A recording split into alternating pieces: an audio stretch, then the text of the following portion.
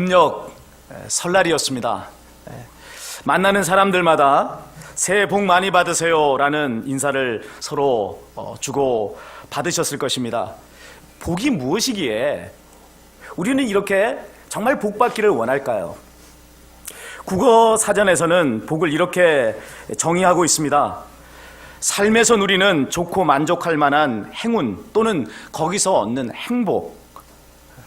이것을 좀 현실감 있게 표현을 하면 이렇습니다. 먹고 사는 일에 염려 없이 정신적으로나 육신적으로 건강하게 잘 사는 것, 이것을 복이라 말할 수 있다는 것입니다. 자, 그런 까닭에 사람들마다 새해 제일 원하는 소원을 말해 보십시오 라고 질문하면 첫째가 건강입니다. 우리 가족 모두가 다 건강했으면 좋겠어요.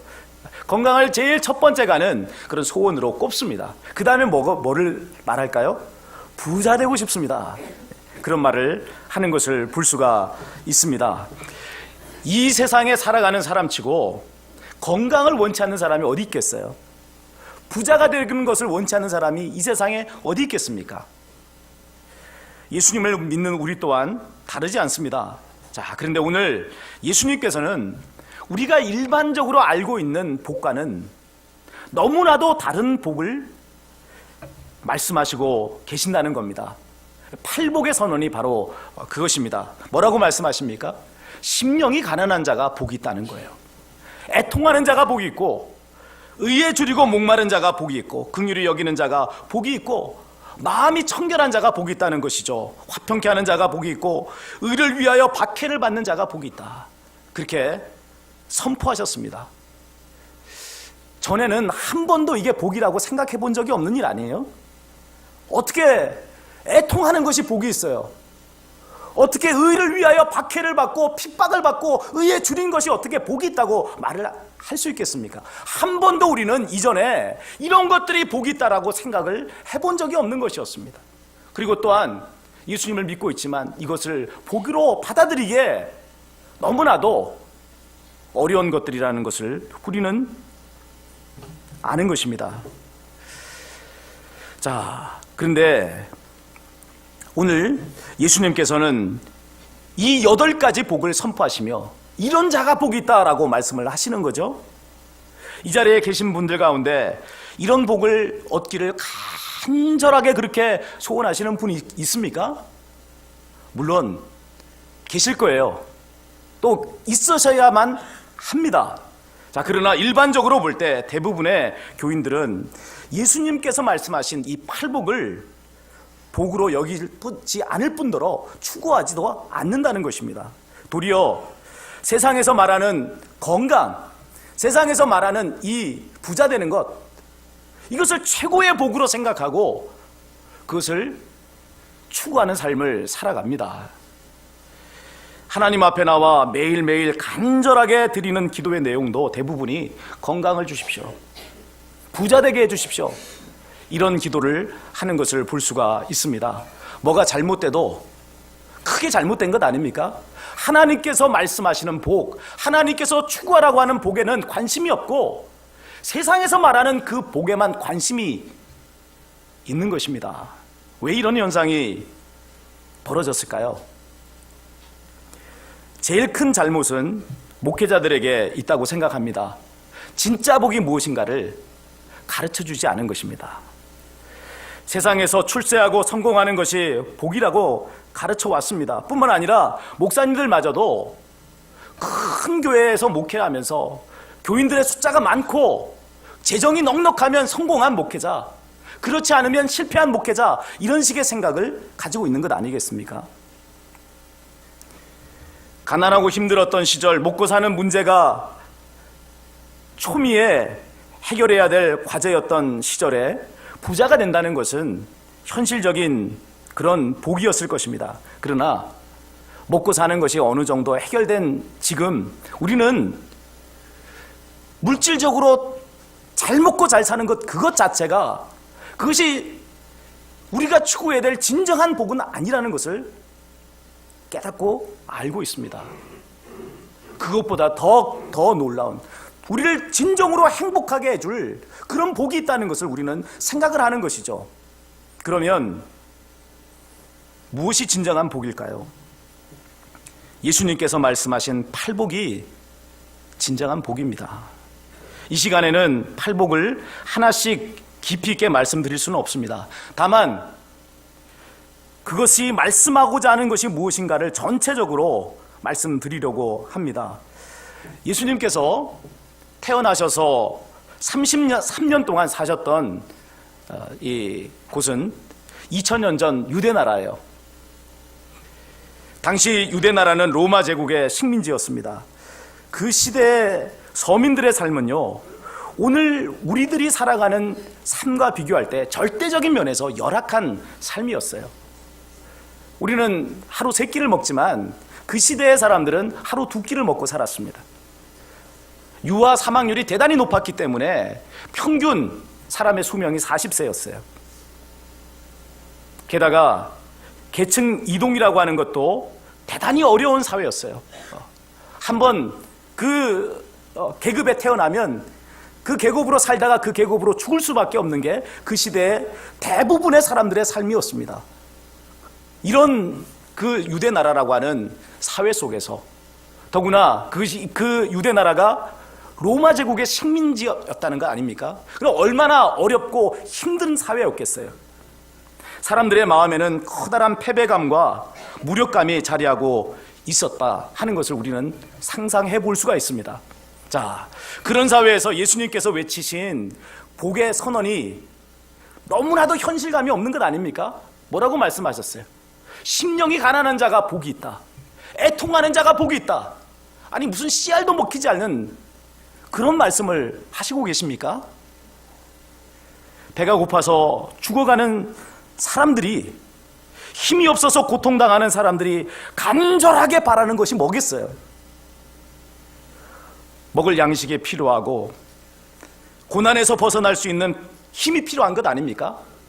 그렇기 때문에 가난한 자가 복이 있다고 말해서는 안 되는 거예요. 부자가 복이 있다고 외쳐야 되는 것이고, 힘 있는 자가 복이 있다고 외쳐야 되는 것이고, 웃는 자가 복이 있다라고 외쳐야만 되는 것 아니겠습니까? 내가 그것을 너희에게 주기 위해서 왔다라고 말씀해야 진정한 구세주가 되는 거 아니겠어요? 그런데 예수님께서는 정반대의 말씀을 하신 거예요. 심령이 가난한 자가 복이 있다. 애통하는 자가 복이 있다. 온유한 자가 복이 있다. 팔복의 사람이 복이 있다. 이렇게 말씀을 하시는 것입니다. 도대체 현실감이라고는 전혀 없는 그런 말씀을 하신 거죠. 자, 그러나 예수님께서 하신 이 말씀처럼 현실적이고 이 말씀처럼 핵심을 꼭 짚는 말씀도 없다는 것을 알아야 됩니다. 이 말씀을 한번 잘 새겨보십시오. 잘 생각해 보십시오. 이 말씀보다 더 온전한 복의 선포가 있을 수 있는가?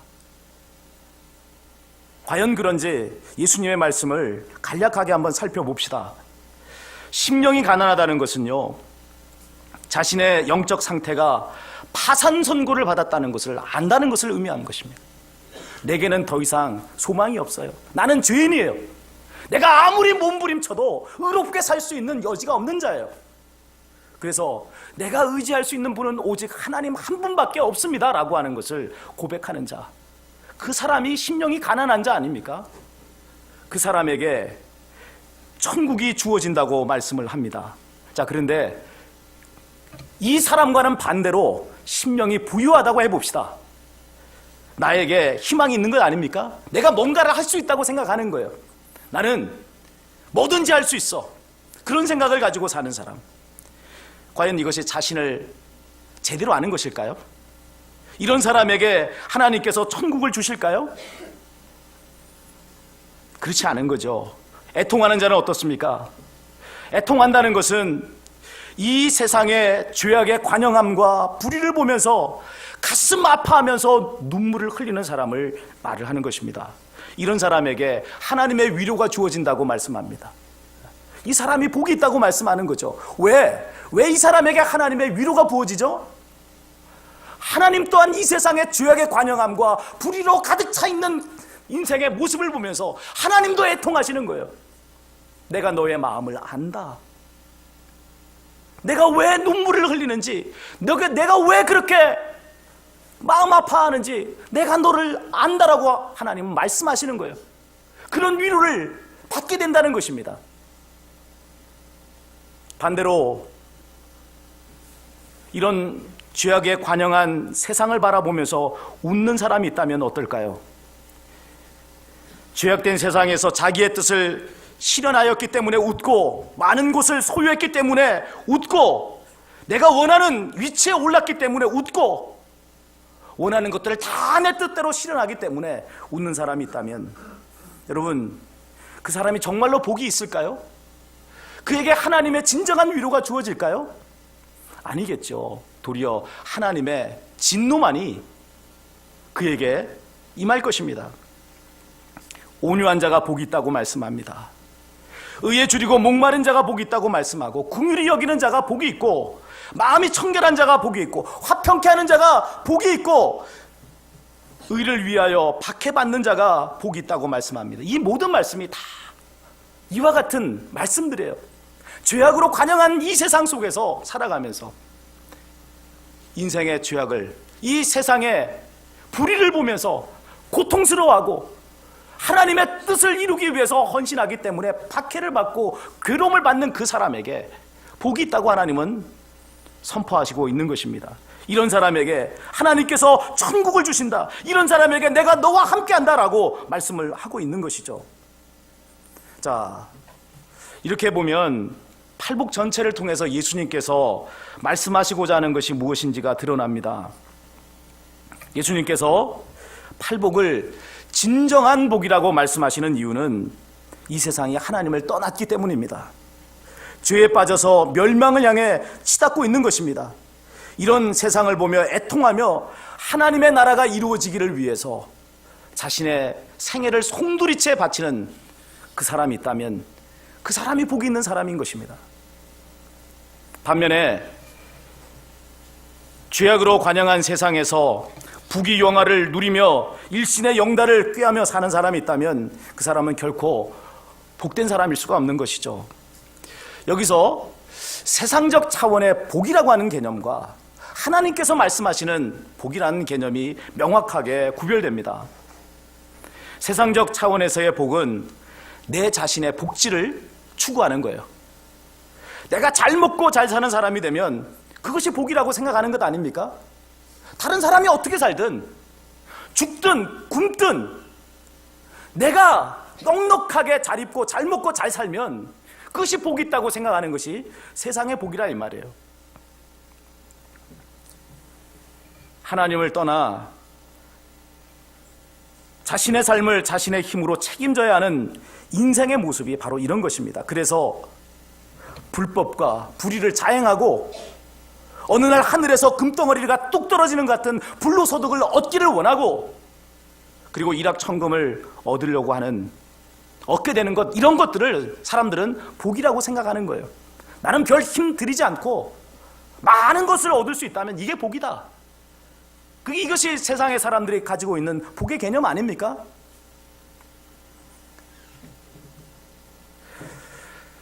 이와는 반대로 하나님 차원의 복은 만민의 복지를 추구하는 것입니다.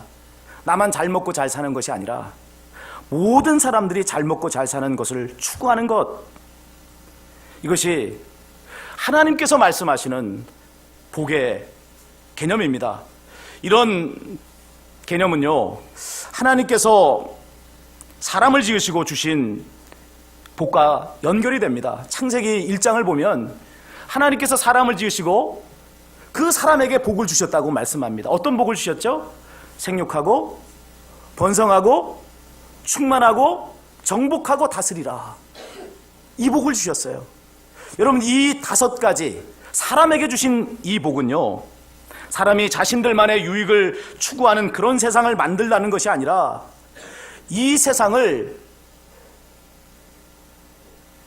모든 사람들이 행복한 세상을 만드는 청지기가 되게 하라, 너희가 그 청지기의 사명을 감당하는 자가 되라 라고 말씀하신 것이라는 겁니다. 그것이 인간에게 주신 최고의 복이에요. 하나님의 뜻을 받들어 이 세상이 가장 행복하게 살 수 있도록 청지기의 사명을 감당하는 것, 이것이 우리에게 주어져 있는 최고의 복인 것이죠. 세상의 복은 나 혼자 많은 것을 독점하는 물질적인 차원의 복 또는 그런 행운을 말하는 것인 반면에, 하나님께서 주시는 복은 함께 나누고 섬기며 더불어 행복을 누리는 그런 세상을 만드는 복을 말씀을 하고 계시는 것입니다. 오늘 이 세계의 인구 숫자가 75억 명입니다. 75억이면 정말로 많은 숫자입니다. 그러나 우리가 밝히 알아야 할 것이 있습니다. 세계에서 생산되는 식량이면요, 75억의 인구가 다 먹고도 남음이 있는 식량이 된다는 사실입니다. 그런데 왜 세계의 절반의 인구는 굶주리죠? 왜 너무도 많은 사람들이 먹지 못해서 굶어 죽어갔냐 하는 것입니다. 왜 그래요? 내가 더 많은 것을 가져야 한다는 욕심 때문입니다. 소위 세상적 차원의 복을 사람들이 추구하고 있기 때문에 이런 비극이 일어나는 거예요. 비극이 일어나지 않아야 될 이 지구 위에 인구의 절반이 굶어 죽어가는, 굶주리는 그런 비극이 일어나는 것 아닙니까? 인간의 욕심 때문에. 과연 그래서 좀 더 많이 갖는 것이 참된 복이 될 수 있겠습니까? 다른 사람이 먹고 살아야 될 그 양식을 강탈해서 내 창고에 척척 쌓아놓은 것이, 그것이 자랑할 만한 일이고 그것이 정말로 뿌듯한 일이고 그것이 내가 복을 누리고 있는 그런 증거가 되는 것일까요? 사람들이 이런 잘못을 보지 못한 것은 아닙니다. 그래서 민주주의라고 하는 것도 만들어졌고 공산주의라고 하는 것도 만들어졌습니다. 한동안 우리 사회의 화두가 되었던 것이 이게 경제민주화라고 하는 것이었습니다. 경제민주화, 뭐죠 이게? 지금까지 정치민주화는 어느 정도 진행이 됐는데 이제 경제적인 부의 불평등한 분배가 문제라는 것이죠. 그래서 이제 부가 민주적으로 재분배되도록, 정의롭게 재분배되도록 해야 한다 하는 것이 이게 경제민주화의 골자입니다. 자, 그러나 그것이 왜 성공하지 못하고 있죠? 왜 민주주의가 실현이 안 되고, 왜 공산주의가 제대로 실현이 안 되고, 그렇게 사람들이 입에서 말하는 부의 재분배라고 하는 이 경제민주화가 왜 실현이 안 됩니까? 왜 그런 것입니까? 사람의 욕심, 죄성 때문에 그런 것입니다. 이성적으로 보면요, 공산주의가 가장 발전한 경제사상이라고 할 수 있어요. 인간의 이성으로 말씀을 드립니다. 그러나 공산주의가 놓친 중대한 잘못이 있는데요, 그것은 뭐냐면 인간 이해의 실패입니다. 공산주의는 인간을 교육을 통해서 바꿀 수 있다고 생각을 해요. 세뇌 교육을 시키고 주입식 교육을 시켜서 사람들을 바꾸면은 욕심도 다 버리고, 그래서 모두가 다 평등한 사회를 만드는 그런 존재가 될 수 있으리라, 그렇게 기대를 하는 것이 공산주의입니다. 그러나 여러분, 공산주의는 실패했죠? 왜 실패했습니까? 바로 이 인간 이해에 실패했기 때문에 그런 것입니다. 그들이 생각한 인간 이해는 잘못된 것이었어요. 인간은 죄인입니다. 욕심이 있는 존재예요. 이것은 절대로 교육으로 바꿀 수 있는 게 아닙니다. 십자가에 못 박지 않으면, 하나님의 아들 예수 그리스도의 십자가의 그 보배로운 피가 아니고서는 그 문제는 해결될 수가 없어요. 공산주의보다 좀 바람직한 인간 이해를 가진 것은 민주주의예요. 자본주의 경제체제. 자본주의 경제체제는 인간의 욕심을 인정합니다. 영리를 추구하는 존재다, 그렇게 말하는 것 아닙니까? 좀 더 나은 인간 이해를 가졌지만 여전히 자본주의가 여러분 이 세상을 바꿔놓지 못합니다. 왜 그렇죠? 인간의 욕심을 제어할 수 있는 능력이 없는 거예요. 인간의 욕심을 어떻게 바꿔놓을 방법이 없는 것입니다. 그래서 이 인간의 욕심과 타협하면서 오늘의 이 사회를 이 정도밖에는 만들 수가 없는 거예요. 이것보다 더 나은 세계를 어떻게 만들어요, 자본주의가? 인간의 욕심이 해결되지 않는데, 인간의 욕심과 타협하면서 만들어 놓은 경제체제가 자본주의인데 뭘 어떻게 세상을 지금보다 더 바꿔놓을 수 있겠어요? 절대로 달라지지 않습니다. 오직 예수 그리스도를 나의 주님으로 믿고 각 사람의 심령 속에 이 예수의 피로 죄성을, 성령으로 죄성을 제어하고 하나님의 말씀으로 사는 그 일이 아니고서는 여러분, 이 세상에 근본적인 변화와 진정한 행복은 주어질 수가 없는 것입니다. 음력으로 섣달 금음이에요. 금음날, 그러니까 이틀 전이죠. 제가 모처럼 설거지를 했습니다. 아내가 음식을 하다가 냄비가 밑에가 눌어붙었어요. 그래서 제가 힘을 써야 되는 거 아닙니까? 팔을 걷어붙이고 그 쇠수세미를 가져다가 빡빡 그냥 문질렀어요. 엄청나게 힘들었습니다. 정말 문지르면서, 그러면서 제가 아이들이 불렀던 복음성가 하나를 불렀어요. 지우개로 지워볼래요, 더러운 나의 죄. 지우개로 지워볼래요, 더러운 나의 죄. 지우개론 안 돼요. 지우개론 안 돼요. 예수님 피로 지워볼래요, 더러운 나의 죄. 예수님 피로 지워볼래요, 더러운 나의 죄. 예수 피론 되네요.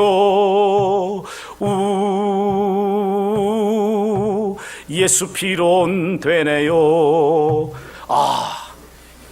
이 찬양을 부르면서 이게 설거지를 하니까 이게 힘들지 않더라고요.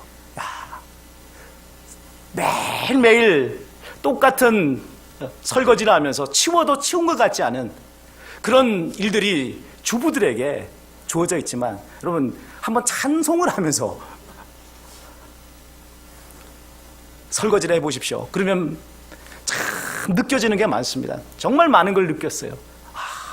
내게 있는 정말로 어떤 것으로도 지울 수 없는 더러운 죄, 정말로 없애버리고 싶으면 또다시 눌어붙어서 떨어지지 않는 이 나의 죄, 이게 오직 예수님의 피로만 씻어질 수 있구나라는 것을 다시 한번 깊이 생각을 했습니다. 동시에 인간의 생각으로 세상을 바꾸겠다고 하는 노력이 얼마나 큰 비극을 불러오는가 하는 것도 생각을 했어요. 6.25 전쟁을 한번 보십시오. 북한과 남한만 싸운 게 아니잖아요. 온 세계가 서로 자신의 이데올로기가 옳다고 주장하면서 싸웠습니다. 그 전쟁통에 얼마나 많은 사람들이 죽었습니까? 제가 이 설거지를 하면서 또 불렀던 노래가 굿세어라 금수나를 불렀어요. 굿세어라 금수나. 그런데 이 노래를 막 부르는데, 이 목이 메고 눈물이 흘러나오려고 하는 것을 정말로 참기가 너무나 어려웠습니다. 이거 부를 수도 없고 가사를 적어왔어요. 눈보라가 휘날리는 바람찬 흥남 부두에 목을 놓고 불러봤다, 찾아를 봤다. 금수나 어디로 가고 길을 잃고 헤매였더냐. 피눈물을 흘리면서 일사이후 나홀로 왔다. 일사 후퇴 때 흥남부두에서 서로가 뿔뿔이 흩어지고, 그래서 가족을 잃어버리고 재산을 잃어버리고 모든 것을 다 잃어버리고, 그래서 피눈물을 흘리면서 남쪽으로 내려와야 했던 그 피난민의 서름, 그 고통, 이런 것들이 정말 너무나 잘 잘 이렇게 새겨져 있는 그런 노래 아닙니까? 제가 무슨 센티메탈한 그런 말씀을 드리려고 하는 것이 아닙니다. 제가 대학을 다녔던 1980년대는 5공화국과 6공화국 시대였어요. 그래서 그때는 대학을 다닐 때 체류탄 가스를 마시고 학교에 등교했다가 체류탄 가스를 마시고 이 하교를 했던 그런 시절이었습니다. 저도 데모도 많이 해봤고 경찰서에 잡혀가기도 했고 밤을 새워가면서 민주주의 하자고 눈물을 흘리기도 했었습니다. 이 땅에 민주화를 위해서 노력한 많은 사람들이 있습니다. 그래서 이만이라도 민주화가 이루어진 거예요. 우리 아버지 세대는 경제를 위해서 허리띠를 졸라맸죠. 그랬다면 우리 세대는 정말 민주주의를 한번 좀 해보자고 눈물을 흘렸던 그런 세대들입니다. 모두가 다 귀합니다. 정말 어떤 사심을 가지고 내가 잘 먹고 잘 살아야겠다라고 하는 그 욕심 때문에 그렇게 한 것이 아니란 말이에요. 정말 이 나라 이 민족이 정말로 아름다운 잘 사는 나라, 행복한 나라가 되었으면 좋겠다 하는 생각 때문에 허리띠를 졸라맸던 것이고 그것 때문에 눈물을 흘렸던 것이고 그것 때문에 감옥에 간 거 아니에요? 그러기에 이 모든 사람들의 희생은 너무나도 귀하고 또 그런 일을 한 사람들은 귀한 그런 사람들이라 말을 할 수가 있습니다. 그러나 그것이 경제를 살리는 그 일이 민주주의를 하는 그것이 궁극적인 인간의 행복을 가져오는 해결책이 되지 않는다 하는 것입니다. 오직 온 세상이 하나님께로 돌아오는 것만이 궁극적인 해결책이 되는 거예요. 여러분 복이 뭐죠? 나 혼자 잘 먹고 잘 사는 것이 복이 아닙니다. 이 땅에 하나님의 나라가 이루어지고 이 땅에 사는 모든 사람들이 정의와 공평한 공의의 통치를 받으면서 누구도 억울함 없이 누구나 다 본인이 흘린 땀의 대가만큼 보상을 받고 정당한 대우를 받아가면서 살아가는 그 세상이 여러분 이것이 진정한 복 있는 세상이고 그것을 위해서 헌신하는 그 인생이 복 있는 인생 아니겠습니까? 그 일을 할 때 하나님께서 함께 하시며 동행하시는 행복한 인생이 되는 것입니다. 예수님께서 이 땅에 오신 이유는 우리에게 건강 주시기 위해서 오신 것도 아니요 몇 푼의 돈을 더 쥐어주시기 위해서 오신 것도 아닙니다. 이 세상에 모든 사람들이 다 행복한 세상, 모두가 다 하나님의 그 통치 아래서 서로를 사랑하고 섬기는 아름다운 세상을 만들기 위해서 예수님은 오셨습니다. 우리가 이 예수님을 믿고 구원받은 하나님의 백성이 됐다면 우리 또한 이 땅에 이 하나님의 뜻이 이루어지기를 위해서 헌신해야 되지 않겠습니까? 그리고 이 일을 행할 때 하나님께서는 우리를 향해서 복이 있는 자라고 말씀하십니다. 우리 대만교회 사랑하는 모든 교우들은 이 귀한 복을 갈망하시고 추구하시고 누리시는 팔복의 사람들이 되시기를 주님의 이름으로 축원을 드립니다. 우리 주신 말씀을 기억하시며